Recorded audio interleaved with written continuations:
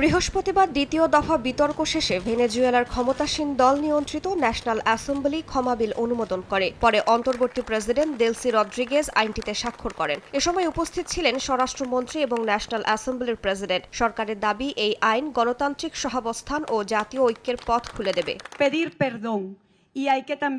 ক্ষমা আইন ভেনেজুয়েলার জন্য একটি অসাধারণ দ্বার উন্মুক্ত করেছে, যাতে দেশটি পুনরায় একত্রিত হতে পারে এবং গণতান্ত্রিক ও শান্তিপূর্ণ সহাবস্থানের শিক্ষা নিতে পারে। ভেনেজুয়েলাকে ঘৃণা ও অসহিষ্ণুতা থেকে মুক্ত করার জন্য, মানবাধিকারকে প্রাধান্য দেওয়ার জন্য এই আইনটি একটি নতুন সূচনা। আইন অনুযায়ী 2002 সালের অভ্যুত্থান এবং 2004 থেকে 2025 সালের বিভিন্ন রাজনৈতিক বিক্ষোভ ও নির্বাচনী সহিংসতার ঘটনায় জড়িতদের জন্য সাধারণ ক্ষমার সুযোগ রাখা হয়েছে। তবে 2019 সালের ঘটনায় সামরিক বিদ্রোহে দণ্ডিতরা এর বাইরে থাকবেন। আইনটি সুনির্দিষ্ট অপরাধের তালিকা দেয়নি, যদিও আগের খসড়ায় রাষ্ট্রদ্রোহ, বিদ্রোহ, কর্তৃপক্ষের বিরুদ্ধে প্রতিরোধের মতো অভিযোগের উল্লেখ ছিল। বিকাশ পেমেন্টে 10,000 টাকার বেশি অফার। শপিং চলছে তো।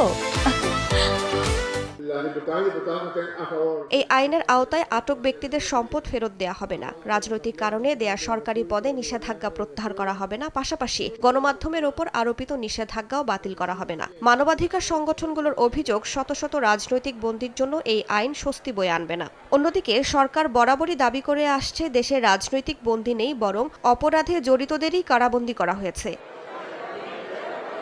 গত মাসে অন্তর্বর্তী সরকারের ক্ষমতা নেয়া দেলসি রদ্রিগেজ এরই মধ্যে তেল বিক্রি ও কূটনৈতিক সম্পর্ক স্বাভাবিক করার বিষয়ে কিছু সমঝোতায় পৌঁছেছেন। নতুন আইন অনুযায়ী বিদেশে অবস্থানকারীরা আইনজীবীর মাধ্যমে আবেদন করতে পারবেন, তবে ক্ষমা পেতে হলে দেশে উপস্থিত থাকতে হবে। ট্রাইব্যুনালে 15 দিনের মধ্যে আবেদন নিষ্পত্তির নির্দেশ দেওয়া হয়েছে। বাস্তবায়ন তদারকিতে একটি বিশেষ কমিশনও গঠন করা হয়েছে।